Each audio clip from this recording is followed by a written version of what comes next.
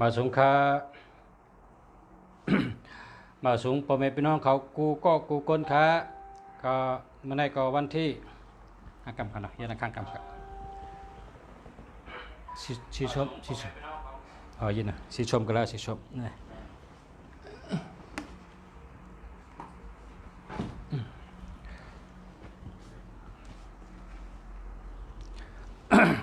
มาค่ะพ่อแม่พี่น้องเขากูก้นกะพบกันเหมือนกูวันค่ะข้าวยามกลางค่ำ8 โมงปลายอีดกันเนาะพ่อแม่พี่น้องเขาเมื่อไหร่ก็8 โมงเช้าไปนะเกือบจะครึ่งอากาศก็ไหลมาบางวันก็ตันละบางวันก็ตันเจ้าค่ะเนาะบางวันก็ตกลื่นอีดนะว่าแต่เขาขาได้ประกาศไว้โฆษณาไว้ประกาศไว้ก็8 โมงไปกับบางวันก็นานตันอีกหนึ่งค่ะย้อนต้องป่านกันเนาะเมื่อในวันที่11 เดือน2019ค่ะเป็นวันพัดค่ะเนาะพ่อแม่พี่น้องเขากูก้นค่ะ เมื่อเดี๋ยวเขาค่ะเต็มมาถ่อมรายการจ้อมกันเมื่อหนังรายการจิ้นแฉเปต่างหาทัดอำนั้นก็ห้องว่ารายการโหงจุ้ยเพราะเอากังใจเขานะผมจะว่าขาอยู่จำไม่ขายองก็ผมจะขาหูจักอะไรขายองก็ผมจะมันเป็นตะเป้ขาได้ขายองก็ผมจะเขาลัดเนื้อเจอขาเต้อำว่าเป็นภัยครับก้นอันมอปีญาบ้านเนี่ยขาหมจมเต้ค่ะลูกอ่อนไตเฮาลูกหลานไตเฮาตาเตเป็นหนอแต้นเคยกับวันเมื่อนานั้นปีญากูไปพวกเขาก็เห็นมากับหมอมาเนี่ยขาดีใจจอมเหมือนจิ้นแฉอ่อนนี่ก็มันเป็นลูกอ่อนก็ข้าก็ยกยองมันกับเบอร์ว่ามันได้กะเห็นมาปีญาเนี่ยมังก็เนี่ยมีเงินน้ำวันน้ำเพราะว่าวาสนาเขาป้าเนี่ยเขาเอาเงินปันเขา2 ล้าน 5 ล้านให้เขากะเห็นเขาก็เห็นเขาก็เพชรเพราะวาสนาเขาป้าซ้ำแทงมิวมังก็เห็นอยู่ก้อยก็เห็นเอาจอมหนังปอเมเจอร์ก็พอเห็นยอก็สมาเฮ็ดนะเฮ็ดครับอันนี้เพราะวาสนามันป้ากวนวาสนาป้าเนี่ยมันขับขึงหยาบชุดพ่อแม่พี่น้องเขาก้อยกะเพราะว่าก้นวาสนาป้ามันจิ้งเฉในวาสนาป้าก้นอันวาสนาป้านั่นมันเหมือนก้นกับชื่อมิดมาค่ะก้นกับชื่อแล้วก้นกับชื่อมิดก้นกับชื่อหอกพอมันมาหลับมาหินกูวันเนี่ยหลับมาหินกูวันหลับมันหอกมันแล้วมันกองผายขึ้นกูวันค่ะพอก้นวาสนามป้าเจ้าก็เห็นปิญญาเห็นหนูค่ะพอเมเจ้าก็เห็นหนูพอเมปันเงิน2 ล้านมันก็เห็นหนูก้อยกะเหมือนจังหือเหมือนเท่ากับชื่อแล้วมันน่ะก้นขั้นเฮ็ดสวนก้นขั้นปอมไม้ชื่อแล้วมาชื่อผ้ามาชื่อหอกมาพอชื่อมาเมืองก็ก็เปิดเป็นจุบไว้คมจุบมันตึงมีอยู่มันก็พันได้อยู่ก้อยกะพอหึงมาเนี่ยผ้านั้นก็ทึ่งหอกมันก็ทึ่งแล้วมันก็ทึ่งกอบสังค่ะกอบมันดุมละกอบมันคือหมอหินกูวันค่ะมันเปลี่ยนจากนั้นค่ะเหมือนกันค่ะที่เขาลาดเนว่าก้นวาสนาป้าและตั้งก้นวาสนาอ่ำป้ามันเปิงกันจากนั้นก้นเฮาคันได้เพราะว่าวาสนาป้าเฮ็ดสังก็เยามันตื่นหลีเสอ่อนตอนเสเก่าตั้งหู้ในเผยก็อ่ำลูกเมืองหมอมาเสเกาะเผยก็อ่ำเกิดป้ามาเสเกาะเกิดมาเป็นก้นให้แลมาคัดเจอหังเผยหังมันก็เข้าหมอจังหือวาสนาป้าจังหือพอเฮาไหลเฮียนจอมอันเฮาวาสนาป้าใจเฮาก็เกี่ยวแห้งใจเฮาก็ขึ้นถัดใจเฮาก็โตตอนก็เปว่าเฮาวาสนาป้าปิญญากูลองนี่มันก็วาสนานั่นน่ะย่ามไรศีสนานั่นย่าไรก็เปิดจากนั้นแหละเพราะเฮาวาสนาป้าเนี่ยเขาได้หากูไปเขามาจิ้มเธอเขามาเสริมเธอเขามาแทงเธอเขามาเพิ่มเธอกำไตของเด็กป่องมันกับคารัดเนี่ยมาเสริมเธอเนี่ยก็ประวังมีไว้8 อันไหนผมใส่ทั้ง2 อัน มันก็เตรียมขึ้นเป็น10อันในบ่ห้องเสริมใส่มาแทงใส่อันว่านั้นก็พอเฮามีไว้ครึ่งก๊อกพอเฮาใส่แทงครึ่งกองเตรียมก๊อกในบ่ห้องแทงใส่เพิ่มใส่อันว่านั้นกองเป็นกำไตเฮาก็งาไตเฮาใจที่ในเมืองไทยในเขาเจ้าค่ะกำขอเนี่ยเพิ่มใส่เหมือนจังว่ามีครึ่งก๊อกเฮาซ้ำใส่แทงมันก็เตรียมก๊อกนะเป็นจังนั้นในก็เป็นกำข้อเดียวกันค่ะมาเสริมมาเพิ่มมาแทงนะมันเป็นข้อเดียวกันค่ะพ่อแม่พี่น้องเขาก็เพราะฉะนั้นแหละพ่อแม่พี่น้องเขาค่ะเนาะเฮาขาดถ่อมรายกันจินเสจำกันกูวันนี่ ไล่ตั้งหูกูวันค่ะก็เพราะว่าจินเสก็มันก็นั่งสมาธิให้แลคัดเจออันเลยเตเป็นพรดีตาพ่อแม่พี่น้องได้ก็ดีอันมาถ่อมวันเดอวันนั้นเตไลวันเหลอ1 2 3 4 5 6 7 8 9 10นะเป็น10มิลค่ะนะ1มิล2มิล3มิล4มิล5มิล6มิล7มิล8มิล9มิล10มิลจินเสในเดลัดกำน้ำเดลัดถึงเป็น10มิลก็กะลัด1คอก็จะลัด10คอก็จะโหลเฮิงต้องไรค่ะเนาะปอต้องไรนะเหมือนจังสุเจ้าเก็บไรคำเหมือนจังสุเจ้าเก็บไรเสียง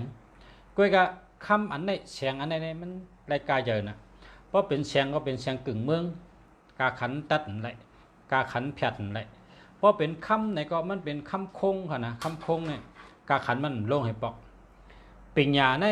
มันจ้าหรือเงินมันจ้าหรือคำมันจ้าหรือเสียงก่อนก็บอกว่าปิญญาในพอเลยมอปิญญากว่าตั้งเลยกว่าเมืองเลยกว่าที่เลยก็เจอตื้อเลยกุฏิพอเขามีคำพอเขามีเสียงมังปอกก็เขาตกขายมังปอกก็เขาลืมมังปอกก็เขาขายกินมันก็หมอเสียงปิญญาอันมีเนี่ยก็โหเขาเนี่ยอ่ำเสียงไรขายก็อ่ำเสียงไรกินก็อ่ำเสียงไรก็เพราะฉะนั้นได้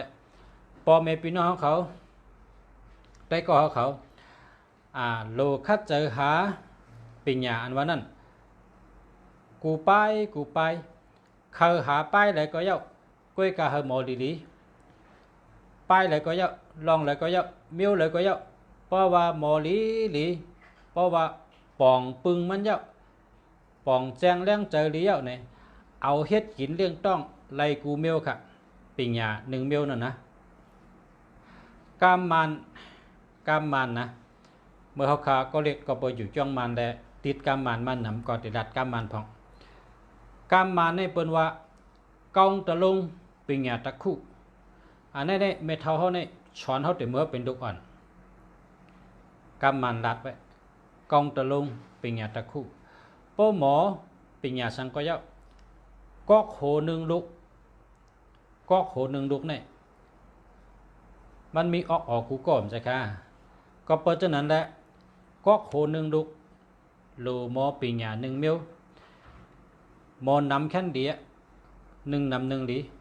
ก็กะหมอมิลเลยก็ยะเฮาหมอเตะเฮาหูเตะ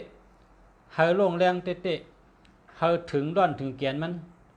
เฮาถึงมอนมันนะเฮาหูถึงด้อนถึงแกนหูถึงมอนมันเพราะเป็นไข่ไก่ก็มอนเนี่ยเพราะเป็นต้นไม้ก็ด้อนมันแกนมันน่ะลองตั้งหูก็ยะพอเฮาเห็นลองสังพอเฮาเล่หล่าลองสังเฮาหลูหูเตะหูลึกๆถึงด้อนถึงแกนมันน่ะพอเฮาหัวเนี่ยพอเฮาปองปึงมันเนี่ยพอเฮาแจงแรงเดียวเฮาออกมาเฮ็ดเร่งใจเฮาเอาเร่งสายใจเฮาเลย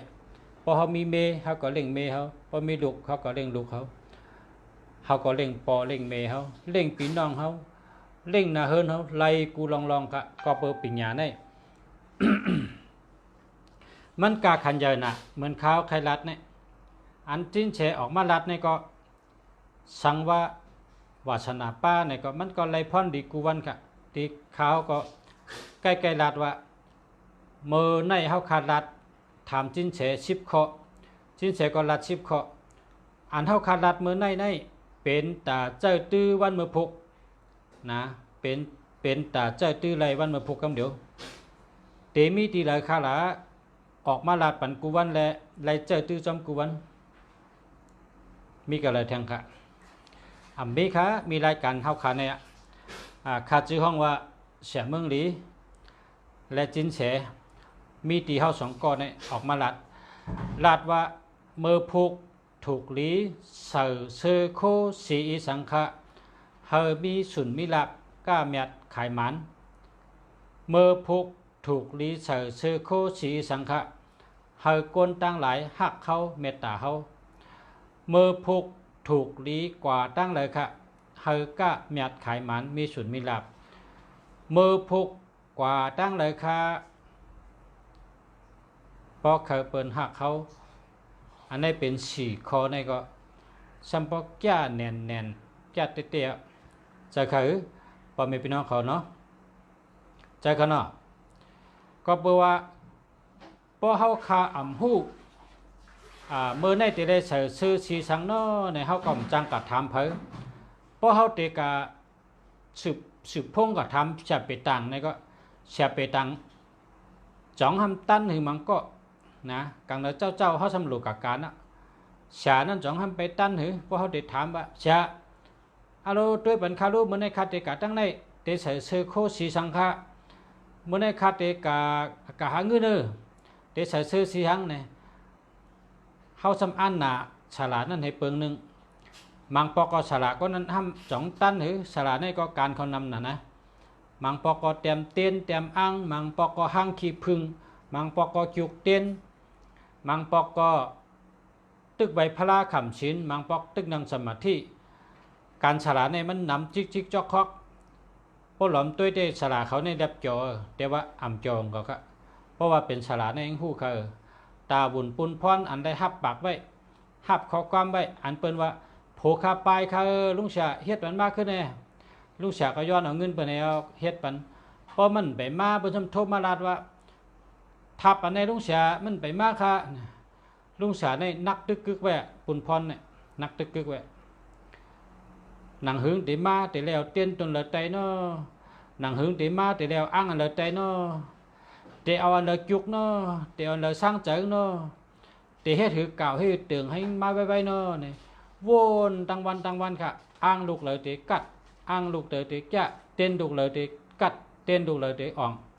จามตุยปัดตุยป่มไปอ่องซ้ำแหลกแทงปิ่นแทงแหลกแทงหน้าการเผยหน้าการมันก็สุกหังเผิงมันค่ะ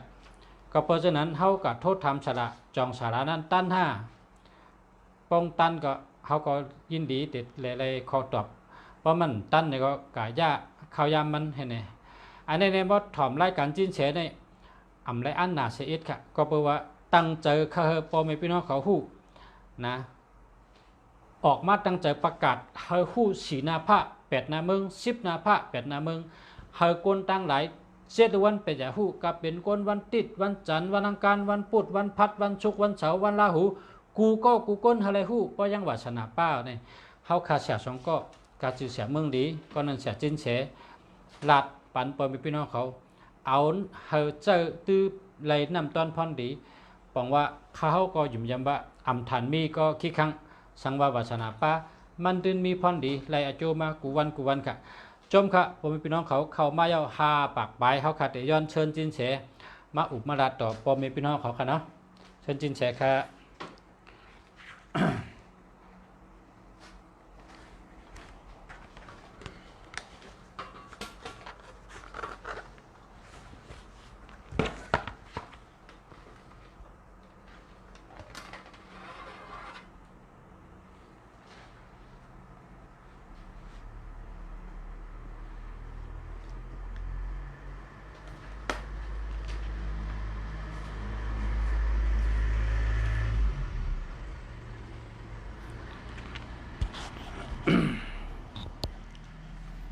กระโจจินแชไปหางแฮนตันเขาค่ะก็มือในก็มีพี่น้องตั้งเมืองกอกตั้งกรุงเทพโทรมาขอบคุณนำเมื่อหนังว่าอันลองจินแชไรอุบไรดัดลองป้ายอยู่ดีนั่นพอมีพี่น้องเขายังถามว่าเมื่อไรเตมีปั๊บออกค่ะเตบขายปั๊บก็คือเจ้ายามองคอจ่องมีห้ายาใจกับจ่องมีห้าเจ้าไหนลุงเสียเมืองดีก็ว่าโทรกับทำตีเสียจินแชน่ะเสียจินแชเป็นเจ้าของเขาเอาปิ่นนาฬิกไทยให้เขามาลัดก็จื่อของเสียเมืองดี แต่ขายปั๊บก็คือก็ตึงปังตั้งเสียจิ้นเฉแต่เฮ็ดเมื่อไรก็ตึงปังตั้งเสียจิ้นเฉแล้วก็ติทำไปอยู่ดีลองว่ายาอันนั่นยาอันในในก็โทรกับตีหมายพงจิ้นเฉหน้าในทุกเสียมึงดีก็เลยลาดไว้พ่อแม่พี่น้องขอเตือนถามมาเมื่อเมื่อกลางวันค่ะเนาะในก็เมื่อในก็เพราะว่าเขาขาดถ่อมรายการจิ้นเฉยาวชิบคอก็เตะสืบย้อนให้จิ้นเฉค่ะอุปราลองไปอยู่ดีแทงค่ะไปถ่อมไปเงินกันค่ะพ่อแม่พี่น้องเขาค่ะกูคนค่ะมาชงทกรรมค่ะเนาะไปถ่อมจิ้นเฉก่อนค่ะถ่อมจอมกันค่ะเนาะ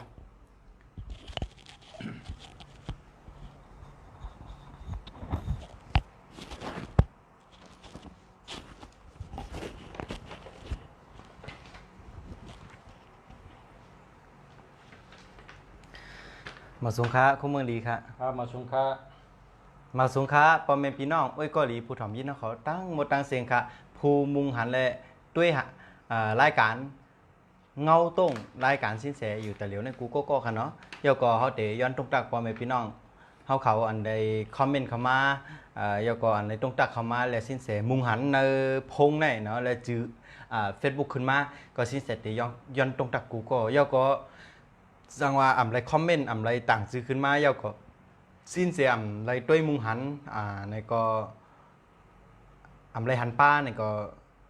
อย่าไปน้อยใจค่ะสิ้นเสียก็ย้อนตกตักเหมือนกันกูก็ค่ะ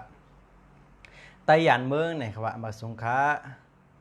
ย้อนคอยในพันในคำว่ามาสุงค้าจะอีกปีในคำเนาะมาสุงค้าจักรปุ่นมาสุงค้าหลอดมุงวังเฮิงในคำว่าเนาะมาสุงค้าปุ่นกุ้งหมุนเงาปอมแม่ในมาสุงค้าแขกนาเล็กมาสุงค้าเริ่มต้นใหม่พรุ่งนี้ยังไม่สายมาสุงค้า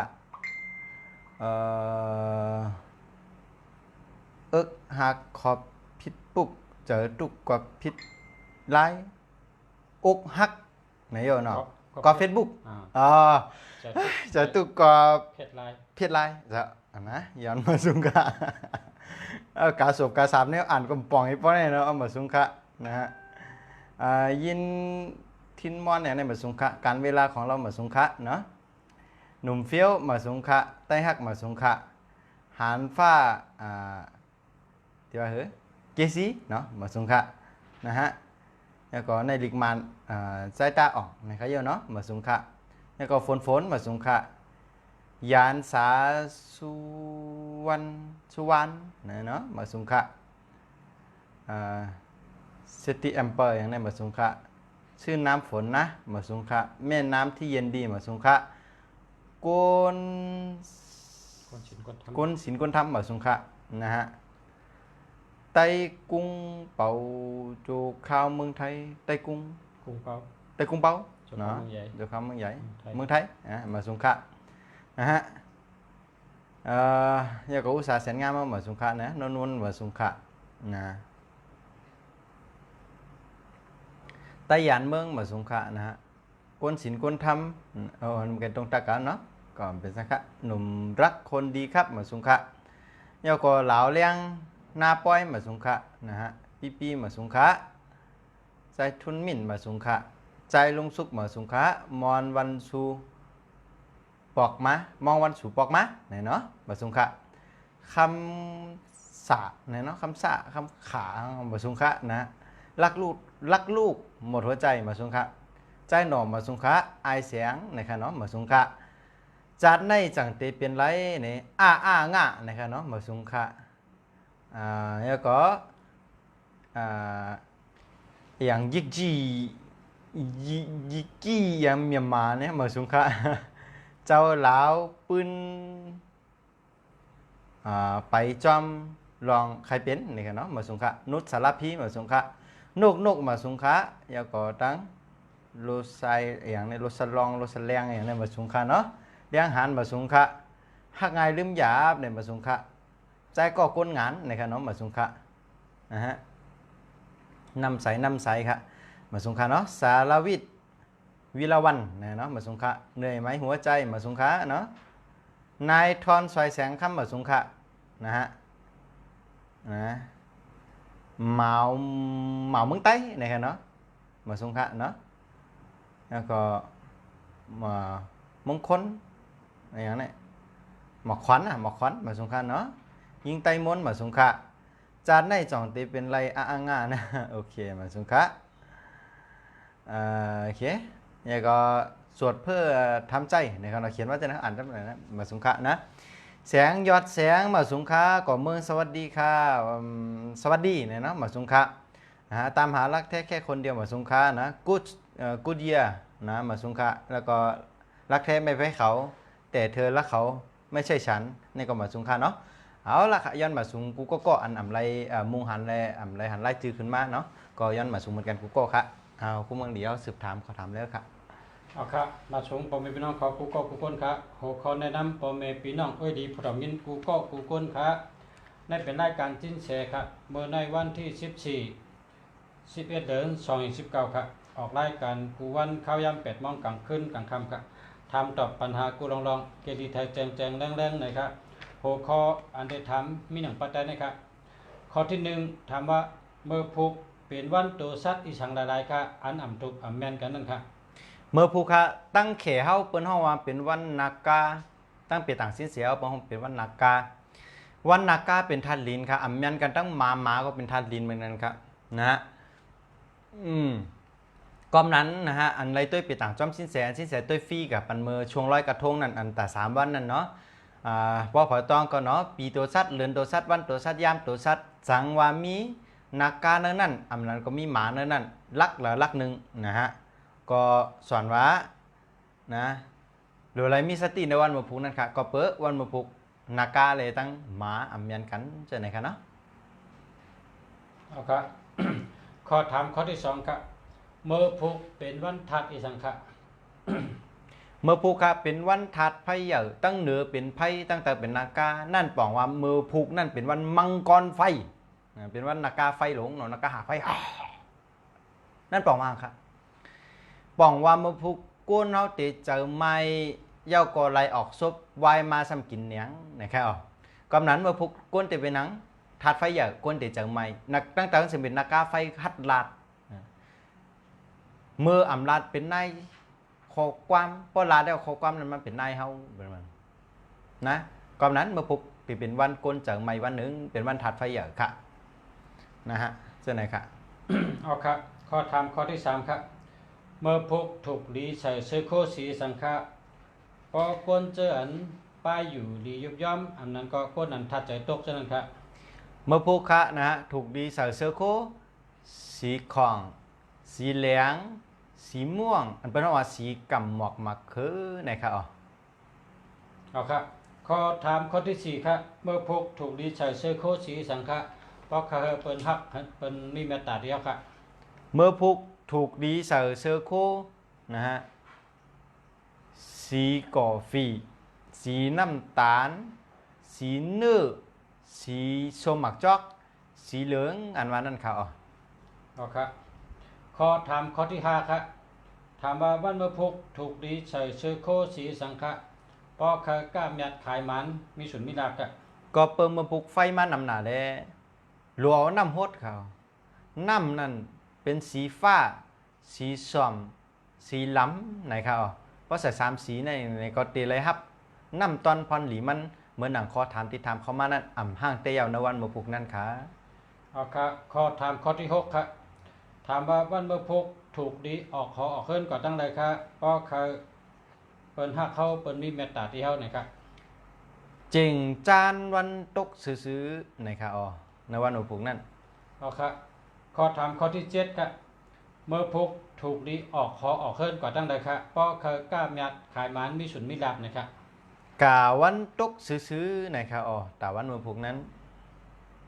อ๋อค่ะเอาครับข้อถามข้อที่8ครับถามว่าวันเมื่อพุกถูกดีก่อจ้าปัทมะเตเฮ็ดดองสังฆะให้เป็นมังกราดีได้ปันพรดีปุณดาตัวครับนะครับเมื่อพุกคะตั้งเขตั้งเปตังสิ้นเสียวในปนว่าเป็นวันจิบนะครับเนาะวันจิบในตีป๋องว่าสือว่าเจิ้งหือค้านี่ตีป๋องว่าจิบในตีป๋องว่ามีติดที่เนี่ยก็เป็นห้องว่ามันแก่นเนอมีคอมันแก่นยุบกำคอมันแก่นนี่ก็ว่าอะไรเนาะเป็นก้นตีมีอำนาจเขาเหมือนเป็น เย่เขาเป็นเพิ่นเฮาตั้งไทยแต่เพิ่นเฮาเป็นตำรวจเขาเป็นผู้รักษาปริกเขาเป็นผู้รักษากฎหมายเขาเหมือนหนังผู้แตบตัตตะลาจำในขนาดนั้นพวกนั้นนะเฮาว่าวันอันแก่นแข็งค่ะกะเฮาว่าเปิงแตกมานั่นกำนั้นเมื่อพวกในบ่เจอตาเงียบผู้ให้เงียบคนรักคนจนเงียบคนอันอำดีในแต่สอนว่าหมันแม่นเด้อเปิ้นยังตรงกันข้ามในวันเมื่อพวกนั้นนะป้อเผาเป็นผู้ให้ผู้รักผู้โจรนี่จึงป้อยาวันจิบยิกในแต่ตื่นว่าโหลไลไว้สติอย่านำเย้าก็เปิทั่วไปอันวันนั้นนะความไทยว่าทั่วไปอันวันนั้นวันจิบจิกเนี่ยเจอหังไหนเจอในการอธิษฐานภาวนาเอาตาลาเหเลยอันนั้นก็ซองผีซองเจ้าวันเจ้าเมืองนะย่อก็ย้อนลูกย้อนปอนย้อนกำมังกะละอันเจ็ดอันหมานมันเหมกาเป็นวันอันถูกดีฮักเผอก็กับมันเอาก็นั่นอันนั้นก็เป็นวันเม่งกะละสองแต่งงานก็ยังไรเป็นวันอันที่เขานัดเปิ้นนัดหมายเปิ้นว่ามาเฮาญากันกันในกว่าเฮาก็ญากันกันนั้นเป็นวันนัดหมายกันก็เป็นรองดีเมื่อผูกถูกดีหมันแม่นอันตาเตเฮ็ดหอเฮ็ดเฮือนก็ดีแต่งงานก็ดีมันหมายก็ดีแม่หอแม่เฮือนก็ดีเงียบกนเงียบจนผู้รักผู้ให้จำได้ก็สอนว่าเข้มหลีเต้ๆขามีจังหนังไหนค่ะคุณเมืองดีในวันหัวปุกนั่นเอาครับสืบเสร็จได้ก็ถามแทงข้อถามข้อที่เก้าครับ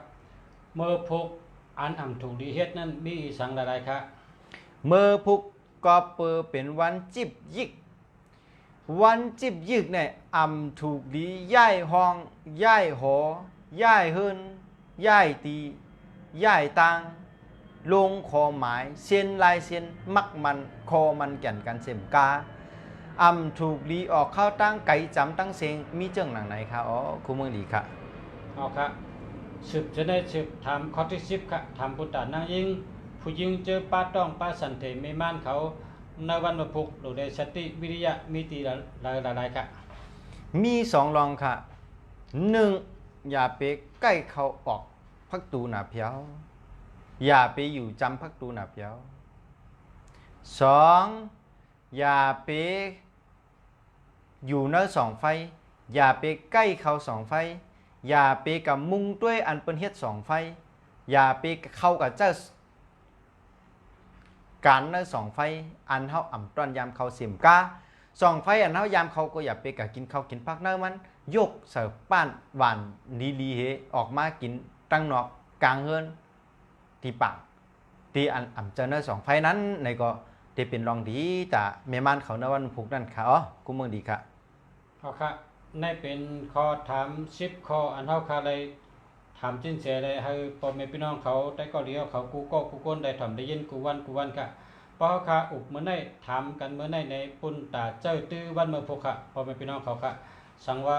ได้ทำได้ยินในก็พอเขายินเกี่ยวเจอถูกใจว่าถอมมามีพันดีมีอาจูปไหนก็ย้อนให้พ่อแม่พี่น้องเขาเต็กของมือแล้วก็กดแชร์ส่งปันได้ก็เผยได้ก็มันค่ะเนาะให้คนหูนำ1ดีก็แปลว่าตั้งหูในมันโดดมีนำดีค่ะเปิ้นนำเปิ้นดีเฮานำเฮาดีนะครับเนาะให้เปิ้นหูนำให้ได้ก็หูนำให้ได้เจ้าตื้อเอาเป็นพอดีทั้งเผยมันค่ะได้การจินเฉเตออกมาอยู่กวนค่ะเนาะสืบเสได้เฮาค่ะย้อนถามลองไปอยู่ดีให้ได้ยินแทงค่ะเมื่อว่าก็มีคนเกี่ยวแขโทรมาตั้งนำตั้งหลายเมื่อในก็เขาจากกุเมืองดีย้อนให้จินแฉวค่ะสืบดัดในลองไปอยู่ดีให้พ่อแม่พี่น้องเขาได้ทำได้ยินทางค่ะอ๋อค่ะลองไปอยู่ดีสินแสเมื่อในเตมาลาลองไปอยู่ดีอันก้นทบน้ำว่าน้ำนะฮะเป็นลองอันที่สินแสกับจัดฮงจุ้ยที่เราก็เยาะสินแสเตกับด้วยไปต่างที่เราก็เยาะสินแสติกว่าตั้งแล้วก็เยาะแต่เมื่อสินแสก็เล็กต่อถึงมาตัวตะเหลียวในก็สินแสหันก้นมานำนะคะเจ้าก็ตีป่นมาก็เลยหันว่าก้นเนี่ยก้นเถาในกินข้าวไอ้คำข้อตายค่ะจ่องยำยินข่าวคือคุ้มรีจ่องยำยินค่ะกินข้าวไอ้คำข้อตายค่ะวันนะตีล่วงก่มล่วงตีออกก่มออกคำว่าไอ้กงข้อตายแปดเนาะออกซิเจนจางเขาออกตายแปดอันนี้ก็หันตั้งนำแท แข็งเมียวหนึ่งตุกหมอนในการได้ไปค่ะตุกหมอน ตกหมอนนึงฮะ เนาะ ครับ เป็นชื่อค่ะอาการตุกหมอน ตกหมอนโหฮะ ก็อาการตุกหมอนนะฮะ ครับ อาการตุกหมอนเนี่ยค่ะเนาะก็นอกจากข้อมูลด้วยค่ะแต่ว่าลายเกณฑ์ได้สินเสเก็บข้อมูลมาไว้ปะนะฮะเมื่อในสินเสมาลาตัด3คอทนหนึ่งในอันติกินดั้งกินในคำค่อยตายลายเกณฑ์เฮ็ดจื้อปอกัญญาเจนนั้นไปนำในก้นหนุ่มก็เป็นครับจะค่ะก้นเท่าได้แต่ย่านนำอินแต่หันนำอินนะฮะคอทน2อาการตกหมอนเนี่ยครับคอทน3เป็นทางหลังไหนตีนเป็นเกี่ยวมือเป็นเกี่ยวตีนเป็นเกี่ยวในหันนำเลยเปิ้นอ่ะนะก็เปิดเขาสินเสในนางตะลาวัน 2-3 ชั่วโมงค่ะเนาะแต่เร็วแต่มันถึงก็ที่ป่นมากครับว่านางเอาเวทนามามเดียวครับขาเป็นเกี่ยว เดี๋ยวลูกมาในมันผลผ่านลูกอะไรก็เดียวนะฮะขาเป็นเกี่ยวตีเกจื้อลายไงสินเสเก็บมาแบบนี้ในต่ำหาเขเนาะเรือเสียขาเป็นเกี่ยวมีอย่างทางขาซานนะขาซานใน4ข้อในสินเสติมาลัด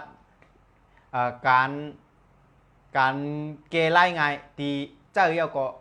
กัดย้ำอ่ำเป้ไล่หยาบนั้นนะครับเนาะนะฮะด้วยค่ะกรรมไทยเปิดว่าสำลักอาหารนะครับว่าไต้เขาว่าเขาขำคอนั่นน่ะกินอาหารละตั้งกินเขาไก่ขำคอป้องขำคอยาวอย่าเตะลงก่อมลงเตะออกก่อมออกป้องเป็นเช่นนั้นไหนตายกับก็แล้วก็นั่นเนาะนะมีตีลาลาในสิ้นเสหันก้นเท่ากูปอกลาดก็การสิ้นเสียมตัวทบวันหนึ่งสิ้นเสียซ้ำมุงหันนะข่าวอันดีออกมาในทีวีไทยละหลีตกใจเต้ตกใจว่าหือเนี่ยก้นเท่าก้อนหนึ่งกินข้าวเหข้าวคำคอตายกลางตู้เขาก้นหนำมีลูกหลานมาพอเต็มตู้เนาะก็ตายปากนาลูกหลานเนี่ยนั้นผมจางเอาหังเนาะจางจอยจื้อหือก็เปิดหูไล่จอยแถมมันจางจอยจื้อเย่าก็นะมีแทงก้อนหนึ่งเป็นอาการเหมือนกันนะตัวหมูเขานะก็อ่ำตั้นตายหลานกับเขาห้องนำปอกมาตั้นหันเป็นชื่อขลาดนะครับติใครเนี่ยติเกียบมีคนเฒ่าก้อนหนึ่งนะอาชักและ56 ปีเป็นเจ้าอเมริกันนะกินหมากไหมอาหารคลีนอันประมาณนั้นกินหมากไหมเอามันกับคำคอไว้โอ้หังคำคอเย้าเนี่ยมันเวียนตึบกลมลงเลยมันหลอกกุมมุกกลมลงเลยนั่นแปลว่าหังออกไรเข้าไรคำอยู่ที่คอในเหมกามันก็กั้นหังครับกั้นจอยตัวเจ้าเก่ามันเฮ็ดจื้อก็หลีเอามือกับเต็กจ้องไว้ซื้อๆไหนก็หลีเฮ็ดจื้อก็หันควันหลีโผล่ขึ้นมาลมหายใจก็จำเสียงอ่ะยาก็หลานใจในกว่าเขาห้องน้ำมาปอกมาหันเฉยไหนเม็ดเท่าไหนอังกฤษเขาได้คำว่าเม็ดเท่าของกันนะครับแปลเป็นไต้กะโอ้ตอนนี้เป็นเสียงภาคอินทรีนะฮะมันเป็นเขามาซับแดงไหนแก้ขานะเม็ดเท่านะว่านะหลานใจมาเหรอเม็ดเท่าตึงกินหมักไม่คำโคมเจ้าฮะไหนครับว่าเนาะก้อยการเม็ดเท่าเดี๋ยวว่าเจ้าในกล่อมจังรัดคำโคขนาดไหนเนาะเจ้าในกล่อมใจเหรอจำจะตายมีข้าวย่ำแต่มีเจอแต่ที่รัดตัวหลานใจเนี่ยนะมันก็งักกันนั่นเหรอหลานใจก็ตึงเฮียนลองไปอยู่ดีมากกันเดี๋ยวเนาะเป็นสอนกันเมืองอเมริกันได้เป็นสอนกันเต้ๆเพราะอยู่ดีในเป็นเอาอยู่ดีเต้ๆเฮ็ดจำลองเหตุการณ์เต้นะมันจะว่าอ่านได้ดีกว่ามันจะเย้าไหนหลานใจมาหลานใจเรียนคาว่นอ่ำป้อว่าคาทางอ่ำเปิงว่นอ่ำพิษเด้เม็ดเท่าตึงมีตั้งกินอาหารละคำข้อไว้จ่องจักหยาบค่าเม็ดเท่านะเมื่อไกเม็ดเท่าไงจื้อเม็ดเขาเอามือกำต้องถามว่าป้อกำต้องแล้วไหนมันเดี๋ยวปรุงออกมาหลานใจมาหลานไหนยกมือ2 คนขึ้นนะเม็ดเท่ายกขึ้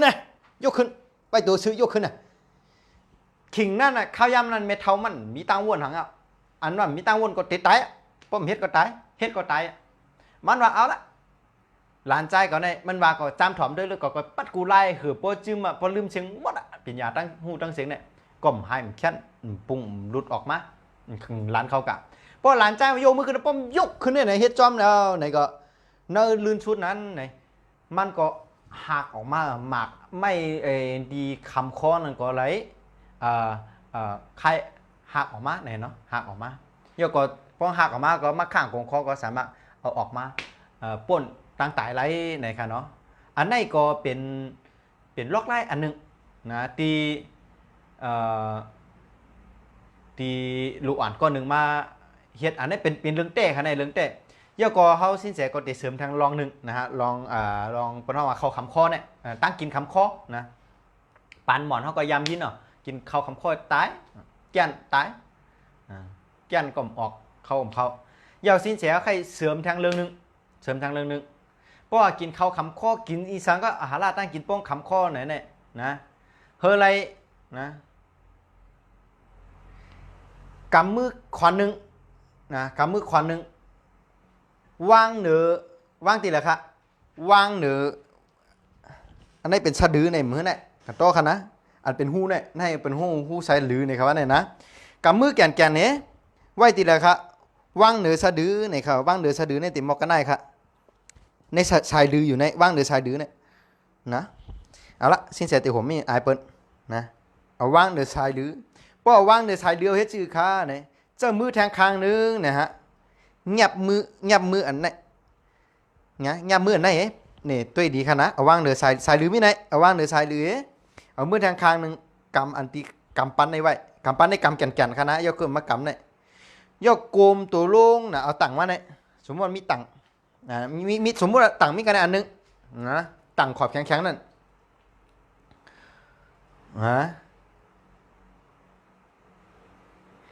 พวกนี้ไหนเอามือไหนเอาขอบตังนี่ไหนก็เอากระเตียงขอบตังนั่นเตียงขอบตังนั่นเอาก็ไหนขอบตังนั่นต้องแข็งนะโกมเอาไหนก็เตียงเอาไหนก็โกมลงนะโกมล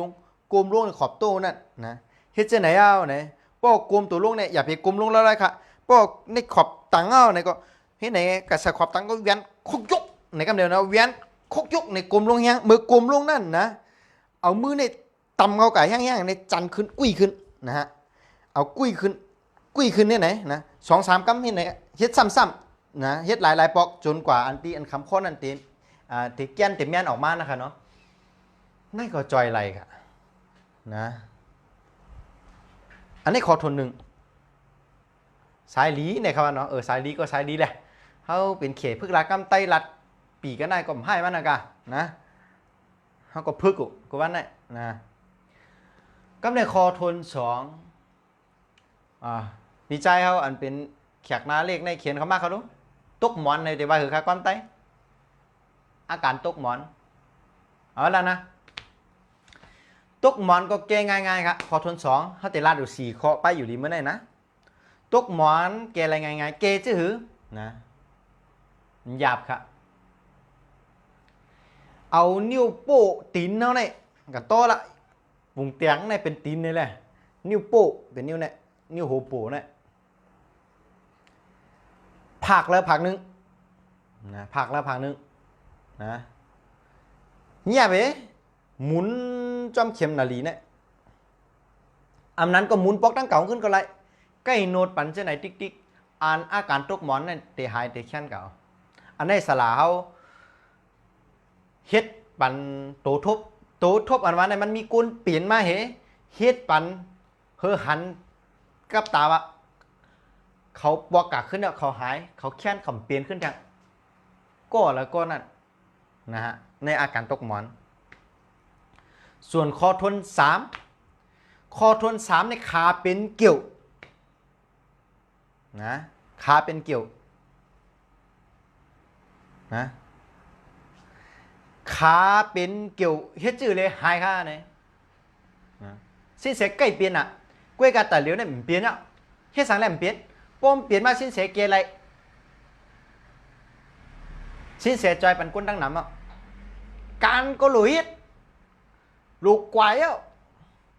กล้วยกาขามันตุ้งไทยขามันตุ้งไรใครไฮแกอันว่านั่นอ่ะขามันเป็นเกี่ยวหยาบครับพวกขาเป็นเกี่ยวผักไส้เฮยยกมือผักขวานี่ขึ้น สูงครับเหมือนหนังก้วนจันขึ้นเนี่ยจันขึ้นดิเหมือนหนังก้วนจันขึ้นน่ะพอเฮ็ดจะไหนกั้มก้อยครับมันเดี๋ยวซึกว่าอันเป็นเกี่ยวนั้นมันก็กีกะก็หายกะ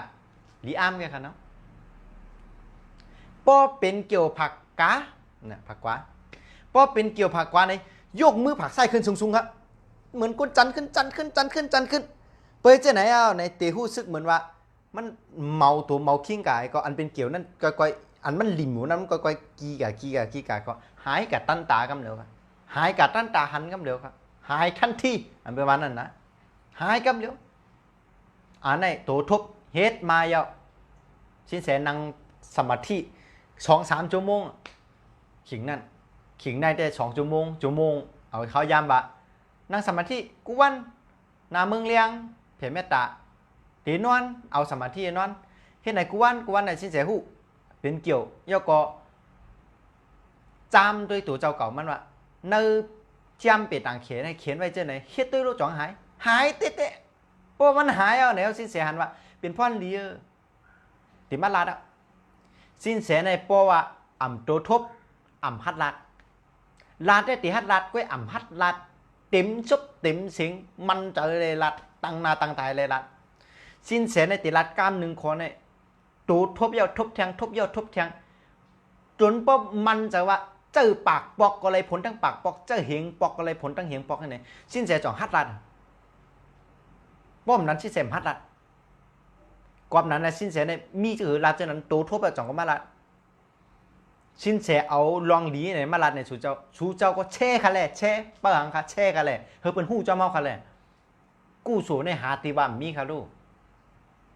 นะขาเป็นเกี่ยวมีตั้งน้ำเอาละขาเป็นเกี่ยวในป่นกับขอทนหนึ่งนะอันนี้สินแสนางสมาธิอะไรใกล้เป็นเกี่ยวนั่นแหละจามตัวเจอตัวหายเอาแค้นดีแค้นเตะปากปอกเหงปอกก็แค้นเตะก็มาลัดปันถ่อมเนาะในคอทน3เอาละคอทน4ขาซานะขาซาเน็ตขาเน็ตตินเน็ตขาเน็ตขาซานเพราะขาซาได้มีซาได้เหมือนจะอาบน้ำขาเน็ตขาซานเนาะขาซานเน็ตซานเพราะว่าขาซานไหนเพราะขาผักไส้ซานกำในซ้ำเฮ็ดจื้อไหน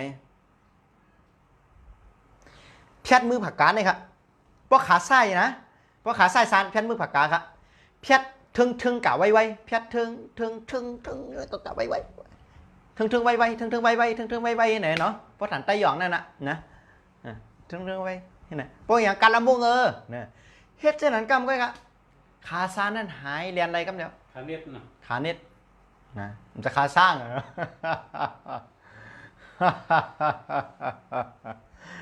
นั่นละพวกในพวกขาผักกวาซาเนี่ยนะขาปัก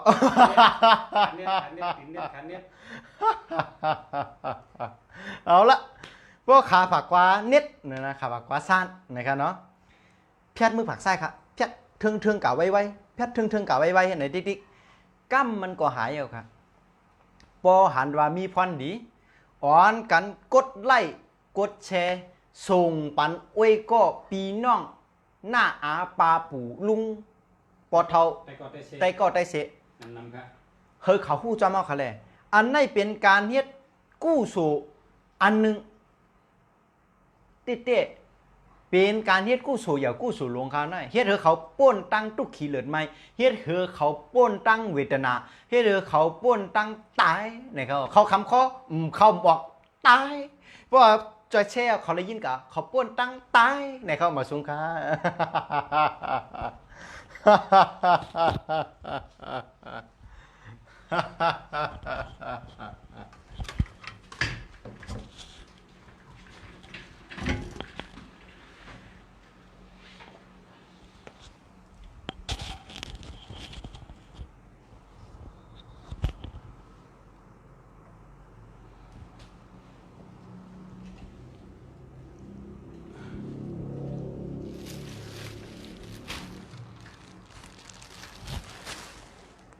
มาสงค่ากันในก็ เขตพึกลัดเข้าใต้ มาสงค่าพ่อแม่พี่น้องขอค่ะกำในเตสืบทอมนันคุ้มเมืองดีรัดลองหมายพงเหลอง ลองด้วยไปต่างกันเนาะเมื่อไกลก็เป็นปีจินเสรัดกะก็เป็นเขรัดกำไตของมันเป็นจังนั้นค่ะเนาะเขาตึกพึกค่ะเนาะไรว่าพึกทั้งปีทั้งป่องพี่น้องไต้เฮาน่ะเฮ็ดก็กันกว่าเกี่ยวๆซื่อๆเมื่อนามาแต่ป่องนำเดินได้ค่ะมันแต่แรดนำเดินได้แล้วก็อุบปีเหลือได้นะแล้วก็ปีก็ปีได้ก็วหาราไต้แต่ไรวหาราอันอย่างกำแต่ได้ความแตดน่ะได้นำขึ้นน่ะเหมือนข้าวก็กำไต้ก็มันเจอเชิงค่ะมันก็รอกำไทยรอกำมันก็ความไต้เฮาคาให้อย่างแรงรัดไรคำพองรอเปิ้นคำพองในกองเฮาเจอจังนั้นมาน่ะนะเจอจังนั้นมาเมื่อเฮาเป็นมนจ้างอ่ะเฮากว่าที่ตองกี้น่ะเฮากว่าก็เหมือนลุงตั้งเกว่านั่นน่ะความหังก็ยาวะป้องป่องกันก็เจอแล้วนะครับว่าเนาะอันเปิ้นเจอมาหึงอ่ะนั่นก็ป่องกำเฮาก็เฮาเอาเจอก็ละโดยให้ป่องกันก้ยนะอันนั้นก็เขาจินเชเขารัดกำไต้เนี่ยก็เขาก็คัดเจออันหาว่าหาใต้ว่าหาลาใต้รัดก็มังคอมไปเจนจ้าอะไรกะเนาะกึ่งกั้งมันเจนจ้าอะไรก็รัดกำไทยใช้ไว้ก่อนกำนำก็ก้นถมกองหมอกำไทยค่ะเนาะมังคอในก็เพราะว่าป่องในก็ขึ้นกับสืบพงมาตั้งหลังก็เลยค่ะว่าจังหือใครฮู้จังหือในก็อุบกันด้วยได้ค่ะเนาะก็คนเฮาขาในเพราะใกล้อุบกันในได้ยังแต่ป่องเจอนำเดินในเฮ็ดก็กันติ๊กอุบกันติ๊กก็เตมอนนำเดินในเตป่องเจอแดงเจอมันนำเดินในค่ะเนาะในก็เฮาอยู่ที่เฮาคัดเจอเข้าหากันก็การลองเลยก็ยากค่ะอยู่จำใจกันใกล้อุบใกล้รัดต่อกันมันแต่แคบมาติ๊กค่ะเนาะก็สืบเสียในก็เพราะว่าเคยตัวหมายจากหลัดอันนั้นก็เตรียมเข้ามาเลยค่ะเนาะเมื่อหนังพอไม่พี่น้องเขาแช่แบบนั้นก็ยินจมแช่หลายกำก็เลยคาตัวมังก้อนให้เขาแช่ยาวแช่แทงจังไหนหนึ่งแค่ดีก็เพราะว่าเขาไต้ก็เขาไล่หู้นะไต้ก็เขาไต้ก็เผยไต้ก็มันมีกูก็เขาเนาะให้เขาไล่หู้ให้เขาไล่หันไล่การจิ้นเสปั่นตั้งหูพอไม่พี่น้องเขาลองค่ะ1 วันก็หลายๆเมลค่ะเนาะที่เอามาอุบมาลาดปันพอไม่พี่น้องเขาอยู่ในก็แค่ต่อกดแชร์นำค่ะไล่ก็สู่ค่ะไล่ก็สู่มันจิ้นเสวานั่นค่ะไล่ก็สู่ในพอเขาเอาลองตั้งหูเฮแลยืนบันเปิ้นในก็สู่ใหญ่ทนค่ะเนลิกป่าลีเตรียมไว้ที่ปับตาลานั้นว่าชีวิตตานำธรรมะตานำเนี่ยอันดูด้านและเมียดเลยเปิ้นเขาจะว่าปับลิกตาลาปอกรรมไตเขาก็ว่าลองตั้งหูลองอันดีก็พอเขาเอายืนปันเปิ้นได้ฮับก็เจอตื้อในกูสู่ใหญ่เตะว่าจังนั้นค่ะในก็เหมือนกันค่ะอันกรรมป่าดีอันในสำกรรมไตเขาเนาะในกรรมไตเขาก็สั่งว่าเฮาคาถ่อมและยินและเฮาเลยยินเฮาเลยถ่อมและมันเตเป็นพรดีมันเตมีพรดีในเฮาสืบแช่เหียปันไตก็เฮาด้วยพอไตก็เฮาซ้ำขึ้นแช่แทงแช่ต่อกะจังไหนมันก็เพลงกะตั้งกำผาในมันมนตุลุ่มมันหมักปรุงก็ค่ะกำผาในมนตุลุ่มมันหมักปรุงก็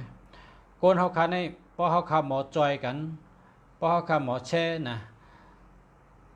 ก็เหมือนหนังเปิ้นว่าหมอเขาต้องนั่นน่ะหมอเขาต้องปั่นหอบมันปั่นหอบตัวเฮาขาขึ้นก็ไต้ก็เปิ้นก็ไต้ก็เฮาไต้ก็เปิ้นมันแต่มนปั่นก็เหมือนจังหนังว่าปั่นหอบตัวเฮาขึ้นกันนั่นน่ะมันก็เลยพรดีและก็สู่มันหนังว่าค่ะฉันตอกดแช่นำค่ะเนาะมาสงค่ากำในสืบมาทำหมายพงค่ะเนาะแต่ด้วยปะนะค่ะอันขึ้นมาต่อหน้าเขาในรายหันนำเสือนะครับนำเสือกดแช่บันประชาเขานะนำเสือนำปัดพงนำเสือใน0898256002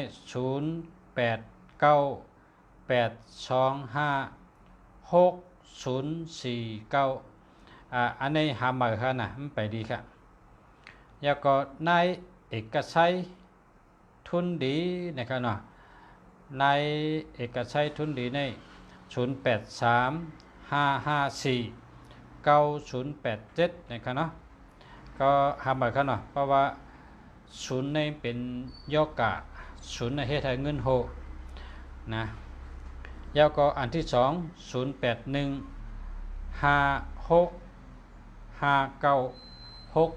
นะครับเนาะอันนี้ก็หาเหมือค่ะหาเหมือเต้ๆค่ะในแต่อย่าไปเจออันที่เป็นหามกำเดียวใน67นะ67ในเป็นหามเจออย่าไปเจอกันเนาะหาเหมือค่ะ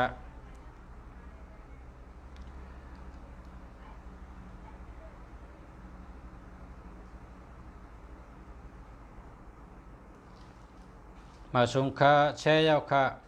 0816361261อันนี้อันหาเหมือค่ะเพราะว่า81และ12นะเปิ้นใจค่ะเนาะ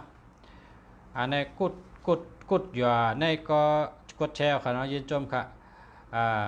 09แล้วก็5524822299อันนี้ดีค่ะดีค่ะดีเจ้าแล้วค่ะใจแรงค่ะออกค่ะยินชมค่ะติดเต็มปันดิกได้พอป้อมเต็มดิกได้คำหมออ่านคำเดียวนั่นชื่อนั่นนะ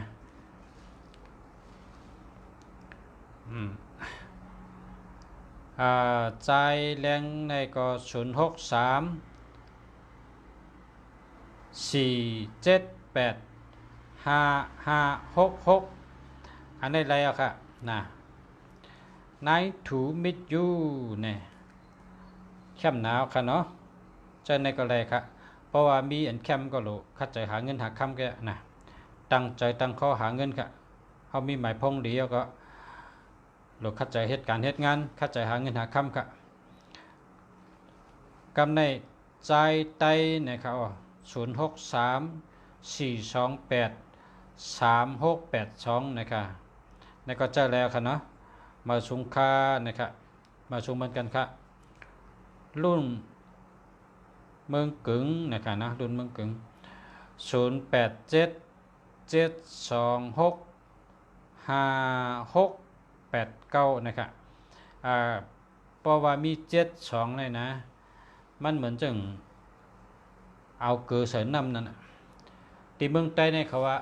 เฮปเพญาเกือนะครับว่าที่เมืองใต้เขานะเฮปเพญาเกือ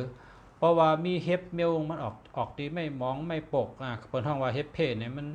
คนยมอยู่ว่ามันพอกินได้หวานแก่นะการในพอออกเกือใส่เนี่ยมันเจิมเป็นน้ำเป็นบดกันนี่นั่นน่ะเฮปเพญาเกือเพราะว่าหมายพงเนี่ยเพราะเผยมี72เนี่ยนะพอหาเงินมาของเจียวเชียงน่ะเชียงกว่ามดกว่าเชียงกับมดกว่าพอมีเงินมาเมื่อไรของเชียงไว้น่ะก็เพราะฉะนั้นได้เผยมี72ใน27ก็72ก็มันเหมือนหนังเฮปเพญาเกือในก็ว่าเพราะว่าฉะนั้นกำเขาในพี่น้องคนหนุ่มเขาสำหุดอนตึกขึ้นเขาไว้หนุ่มไว้สาวคำยำหันเฮปเพปอกเขาขาดรัดนี่ว่าเกือนะเกือในบ่ขัดใส่น้ำในเจือมดนะก็เพราะฉะนั้นได้เพราะเผยมี72ในแต่เป็นมันนังเอาเกลือใส่น้ำค่ะเอาเกลือใส่น้ำก็เกลือก็เจิมมดค่ะเนาะเพราะเผยมีหมายพง72อันนั้นก็27นี่หาเงินก็ไรอยู่เหตุการณ์ก็ไรเงินอยู่ก็กะเซ็งกว่าเจ้าหืมหัวเซ็งกว่าไว้นะท่านไหนครับเป็นเจ้านั้นครับเซ็งไม่วดเซ็งไว้หมดไว้นะครับพอมีพี่น้องเขาอย่าไปมี72เพราะเผยมี72อันนั้น27ก็แลกใหม่ขนาดแลกใหม่ใช่ครับยอดไม่นะครับเนาะยอดไม่แช่ยาวค่ะ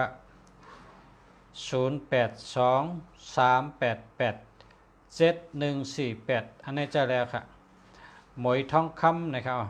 0868246725อันนี้แลกใหม่ค่ะแลกใหม่หาใหม่ค่ะหมวยทองคำเพราะว่ามี67ค่ะ67ในดิโก้ค่ะเป็นใจค่ะเนาะแลกใหม่ค่ะนะหาใหม่ค่ะแลกใหม่หาใหม่ค่ะหมวยทองคำกำในห้าม ก่อเมืองสวัสดี0991952868อันนี้แหละค่ะเจ้าแหละค่ะนะดีค่ะจ่ายเมืองนะครับเนาะ0628814272นะครับก็ว่าพอมี2772ในมันเหมือนหนังคือเสริมนำค่ะมันเจิมหมดอ่ะเงินเท่าไรมากก็ต้องเซ็งกว่าขึ้นอ่ะเงินเท่าหามาอะไรเซ็งกว่าขึ้นอ่ะเท่าการเฮ็ดการหาก็ต้องเซ็งติ๊กๆค่ะก็เพราะฉะนั้นแหละ2772ในเงินเซ็งไว้อย่าไปใจกันนะเงินเท่าขัดหายไว้เนี่ยเงินโหนะครับเงินโหก็หมอกยานต้นก้นยานเมืองนะครับ0616845803อันนี้หาเบอร์กันเนาะไปดีครับมนุษย์ไล่ถิ่นนะครับมาสงค้า0863334165อันนี้ดีค่ะดีเต้ๆค่ะเนาะยินดีจำค่ะไลเวอร์ดีแล้วก็กุดอยู่ในก็789456 กันเนาะแคมเต้ๆค่ะแล้วก็มาสงค้า08960935กันเนาะ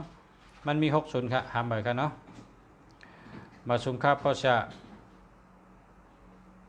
แล้วก็0618534129อันนี้มันมี18แล้วก็12นะหาเบอร์ค่ะ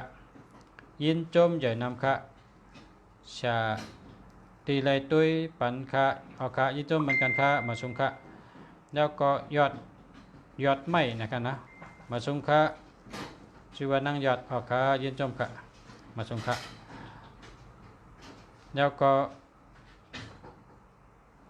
ต้นพรชัย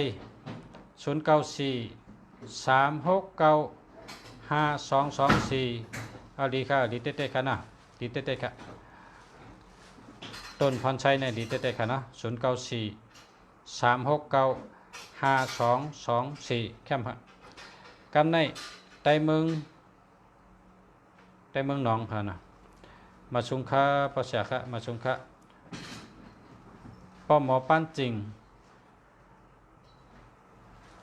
0992693698ค่ะเนาะปอมหมอปั้นจริงลีค่าเจ้าเลยครับคุยกะเพราะว่าปอมหมอเคยมีเมตตาดีได้อันโลหะทางเบิ้งค่ะหาทางเบิ้งเขาตั้งปลายในอย่าไปเอา8กับไว้ครับนะเฮาวี8ตั้งปลายเขาเอาต่างตัวกับไว้ตั้งปลายครับเมตตาลีเพราะเอา8กับไว้ในได้มันพุงตะโคครับโปรแกรมไตว่าพุงตะโคพอตั้งไทยในเป็นว่ามีอำนาจมีบารมีนะครับเนาะมันเป็นเมตตาครับเอาตัวเมตตาไว้ตั้งปลายค่ะแต่แคมหรือเก่าก็นี่ก็ดีครับเจ้าได้แกว่าใครใจ2อันก็ใจทางอันมีเมตตาดีๆนะครับยินดียินชมค่ะที่มาถามค่ะขอบคุณค่ะขอบใจค่ะแชร์เอาค่ะหมวยทองคำ0686421153มันมี21ค่ะเพราะมี21ได้หรอครับหมายค่ะไตเมืองหนอง0802267736อันนี้หาหมายค่ะ6773ให้เพิ่นใจค่ะนะแล้วก็ท่อนนะครับว่า0615098762นะครับอันนี้มี76ค่ะหาใบเนาะยินจมน้ำเหมือนกันค่ะยุ่มหางดียอดทัก0618715814อันนี้มี81ค่ะ81เนี่ยไปดีหาใบกันเนาะ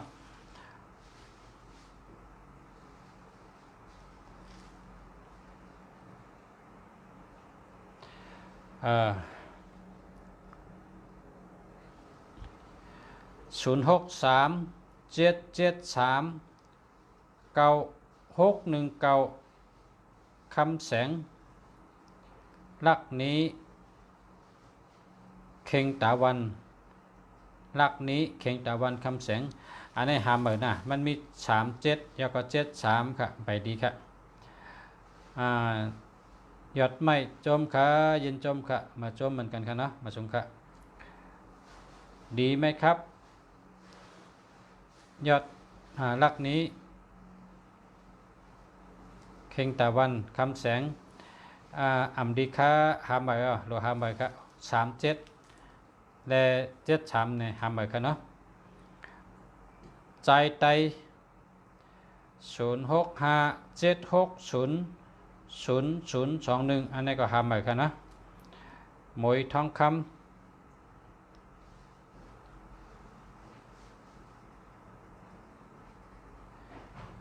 ชื่อเจ้าหือลีเนี่ยก็ถามมาเนาะถามมาตั้งหลังค่ะนะถามมาอะไรก็เดี๋ยวส่งบันตั้งไลน์ค่ะตักมาตั้งไลน์นะเดี๋ยวส่งบันไลน์ก็มันได้เชิงเงินได้เชิงต้องคังค่ะถามมาอะไรค่ะเดี๋ยวเจ้าหือลียาวก็หมวยทองคำขอบใจค่ะเนาะอ่องเมืองนะครับอ่องเมือง0944426613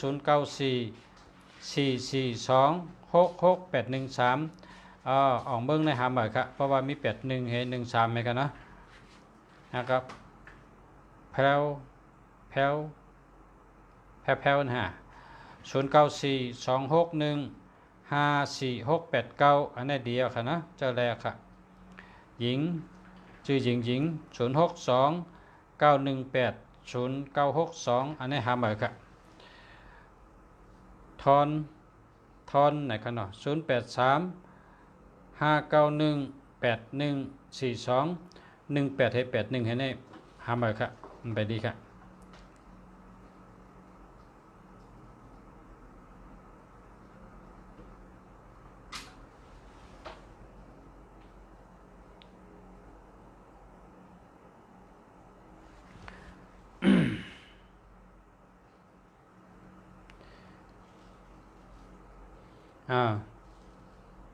0804425219มันมี21ครับ21เนี่ยไปแคมป์ค่ะหาหมาย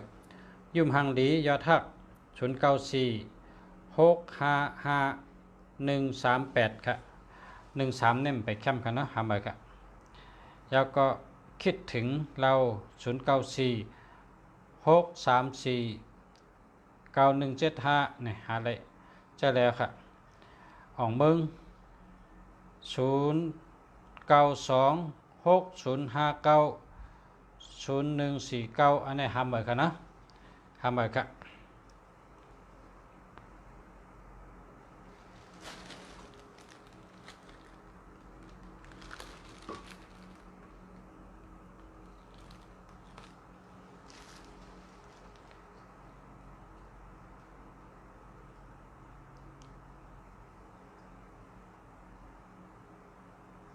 0915491586ในจังดีค่ะเนี่ยนะดีค่ะ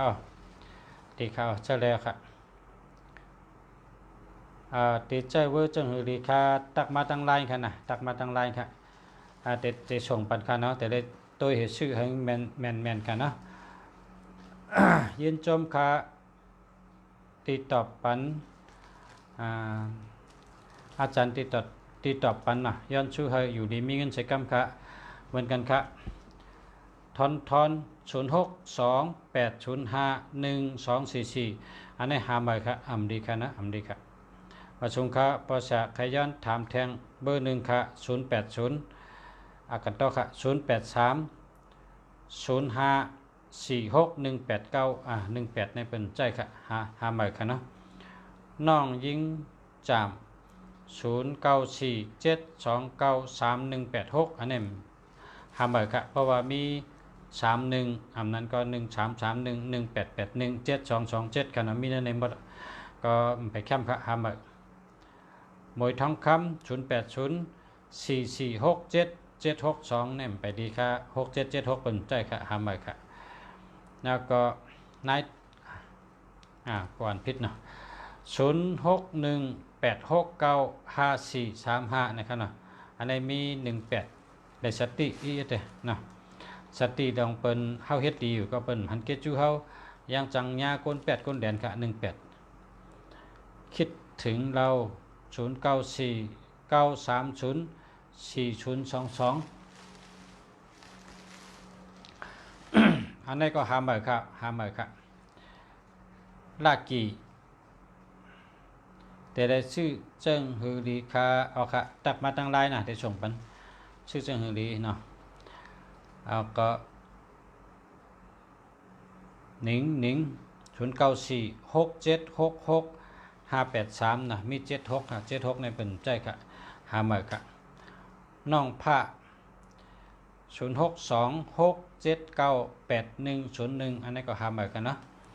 สายวินชัยหลีหลี0991526249อันนี้ดีค่ะดีเต้ๆค่ะเนี่ย624426ในเป็นเมตตาลงค่ะ15ก็ตีนะลีกูโตค่ะในแคมป์มันเนี่ยใจวินชัยดีหมายพงดีค่ะหมวยทองคำ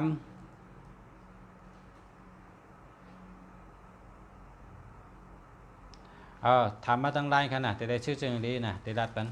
จมยาวค่ะปอเช้าค่ะจมเหมือนกันค่ะนะลักไม่ต้อง0624427463ก็มี27ค่ะหาหมายเนาะตึกต้องอยู่สายน้ำต้องนะสายเกน้ำต้องค่ะมาสงค่ะทอนอันนี้มันดีค่ะหาหมายนะ0906725532ในมันดี67แต่72ให้หรือหาหมายค่ะอุตสาห์แสนงามมาสงค่ะ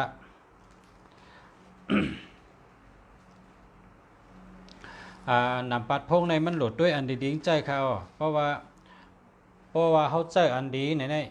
ไพ่เด็กเขียวจึงยิวค่ะเพราะว่าเจออันดีในไพ่เด็กเหลียงจุงหงเพราะว่าแห้งแรงเป็นเจ้านั้นในเพราะเขาคาสืบพงเลยนะเพราะเขาคาสืบตู้ในไพ่ขึ้นเมื่อกับที่โจดตู้น่ะไพ่ทำลูกที่โจดตู้จังก้อยขึ้นลงกว่าทั้งกองให้ในมันเหมือนสายเป็นสายหลุดได้เลือกเจอหมายพงอันดีของเขาที่กรุงเทพในเป็นมีเครื่องจำค่ะเพราะมีพี่น้องเขากับกรุงเทพก็ใครกับจำได้ก็ได้ก้อยกาเขาจำเนี่ยนะ1ก้อในเป็นเก็บ600ค่ะกาที่เผยเด็กเขาจำกาจำกัน2ก้อว่าหมายพงเขาเนี่ยอันดีเป็นหืออันดีเป็นหือเพราะใครหู้กล้องเขาก็อยู่ในตู้กล้องซ้ำอยู่ต้องนอกโทษเขาเพราะว่าหมายพงดีในไพ่ดีเขียวเหมือนเหมือไม่ค่ะเพราะว่าอันดีซ้ำไพ่เหลียงจุ้งหุ่งค่ะก็ขอเขาในผักเหลียงบดเขาเป็นเช่นนั้นเขา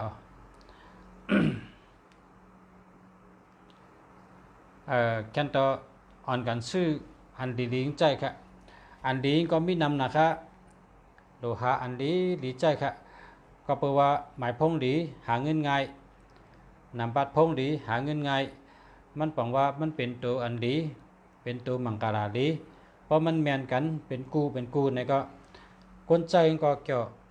หาเงินก็อะไรง่ายกว่าทั้งหลายก็รอดเพกว่าอุบกะลัดในก็ลองอุบลองดาเท่าก็เป็นจมถ่อมเป็นได้สืบความเฮากูคอกูกำพอเฮาเจอหมายพงอ่ำดีนะมังปอกเฮาเหตุการณ์เปิ้นตั้งวันเปิ้นแค่นาเฮาเปิ้นแค่ต้วยเฮาเปิ้นแค่จอยเฮามังปอกเฮาลูกอุบเปิ้นก็ขั้นรัดต่อเฮาขั้นอุบเฮาก็เปิ้นเฮามีเมตตานำปัดพงในกองดีกว่าภายใดภายนั่นค่ะเพราะเขาใครมีเมตตาในก็เขาชื่อไผ่เมตตาใจเพราะเขาใครมีปัญญาในก็เขาเจอไผ่ปัญญาเหียมาใจเพราะใครมีเงินในก็เขาก็เลือกเอาตัวมีเงินมาใจมันก็ป่องตีป่องมันก็มีหลายเมียวสังว่าเขากว่าตั้งหลายก็รอดเพในซ้ำหมายพงรอดเพในก็ทำมียังกวยค่ะเนาะมันเป็นถัดตัวนับเนี่ยค่ะตาวันย้อนแสง0649948189นะครับเนาะมี81ครับเพราะว่ามี8118ในโลหะเบิดทั้งครับไปแคมป์ครับ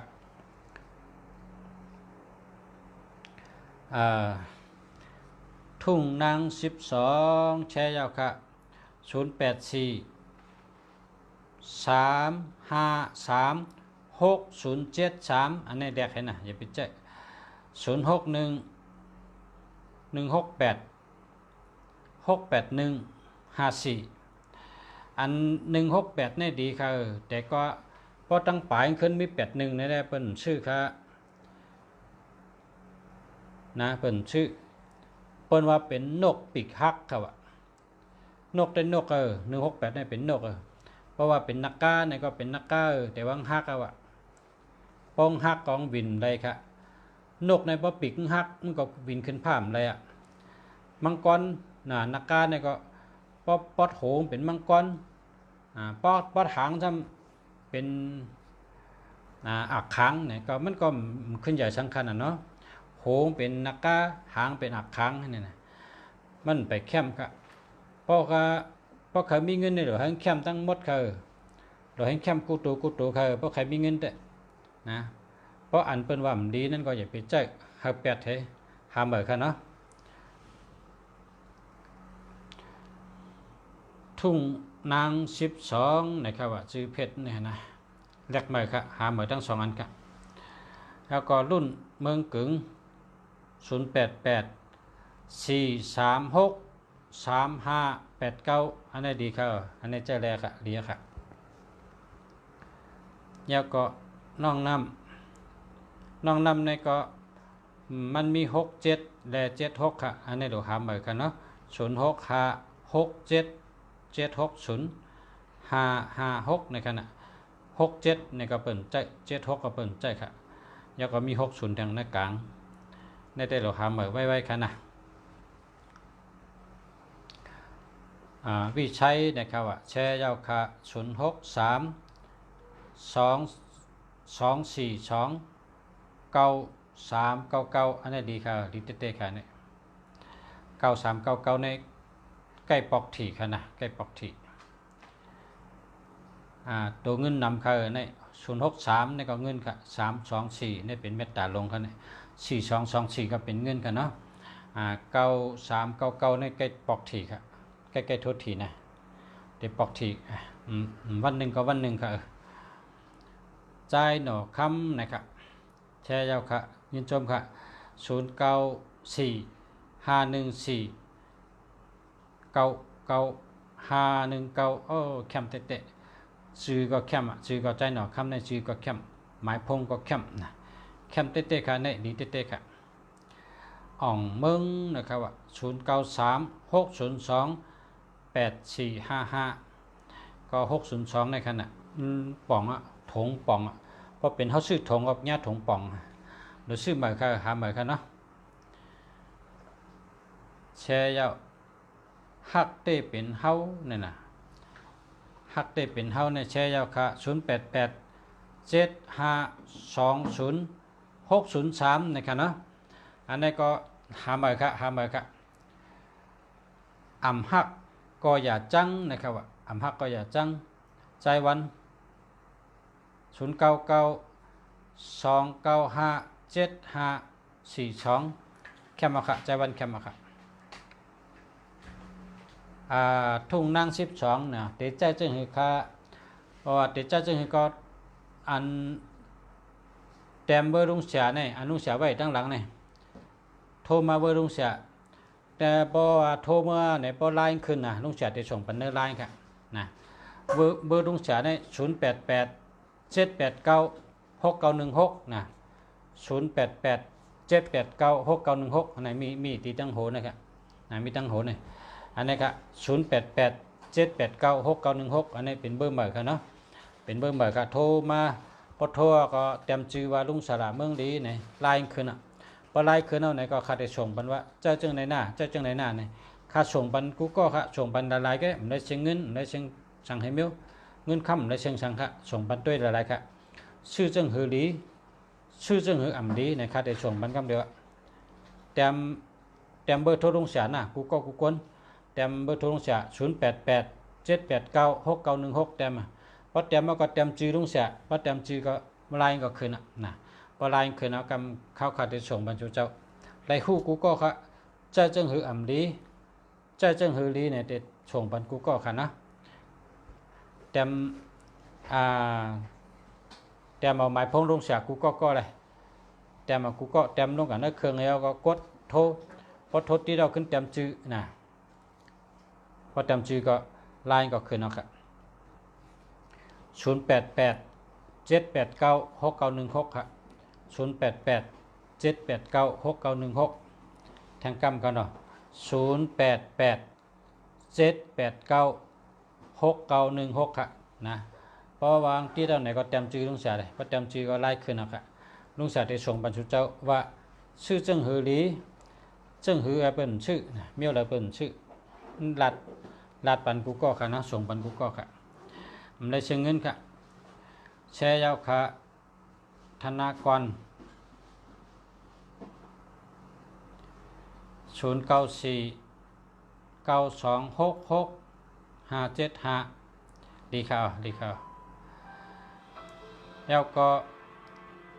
0948913490อันนี้ทำเหมือนกันนะ0617653068อันนี้มันมี76อะทำเหมือนนะตาวันย้อนแสง0923606364อันนี้มี60ค่ะทำเหมือนนะแชร์ยาวค่ะใจหนอคำ0925155982อันนี้เดียวค่ะรักแท้คือแค่เหงา0946845849อันนี้เดียวค่ะมาสูงค่ะภาษาเบอร์โทรเฮาเป็นจังหือพองขาจูตุยไตหัก0948521886ไปแคมป์ค้าหาเมินนะ2112ในตั้งหักอำลี1881ในจังยาเป็ดยาแดนนะครับหาเมินนะแล้วก็061ชื่อน้ำผลค่ะนะชื่อน้ำผลนะเนี่ยฮะ0617516521ป้อ21ในตั้งหักดีค่ะเปิ่นหักเรียกแค่เนาะหาเมินค่ะแล้วก็เจ้าหนอคำในเมื่อกี้ถ้าเดิมตั้งได้ยินแค่มาค่ะเจ้าหนอคำตีแชร์ไปไหน0945149951อันนี้แชร์มาค่ะแชร์ยาวค่ะเนี่ยฮะเอาค่ะยึดจมค่ะแชร์เอาจมมาค่ะนะ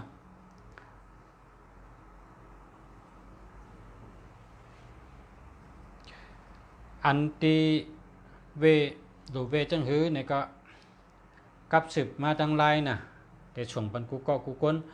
ได้เสียงเงินค่ะกับสืบมาพอโทรเบอร์ลุงเสียก็เตรียมจื้อลุงจ่าในก็ไล่ขึ้นพอไล่ขึ้นในก็ถามว่าข้าใครฮู้ว่าชื่อจังหือหลีข้าใครฮู้ว่าอันใดที่เป็นชื่อที่เป็นใจนั้นเจอหลายๆเนี่ยถามคำว่ากันนั้นเตรียมมากก็ได้รัดเสียงมากก็ได้ลุงเสียเขาติดส่งกับปันเอาไว้ในเครื่องสูตัวเหตุชื่อนะเมียวเลยเป็นใจเราเมียวเลยใจเอาลีเนี่ยแต่ส่งปันกูก็ค่ะนะ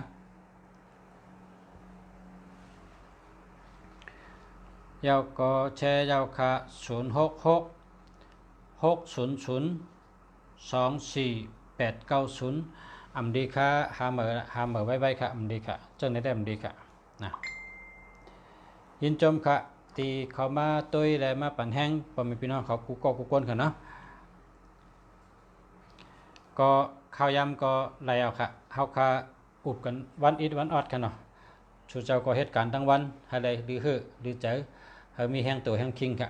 มาพกคบกันแทงค่ะเนาะมันได้ก็กันไหนก่อนย้อนชูเฮาพอมีพี่น้องเขาได้ก็เขากูก็กูก้นเฮาอยู่ดีมีเงินห่างดีกึกปืนกูก็กูก้นค่ะมาสูงค่ะ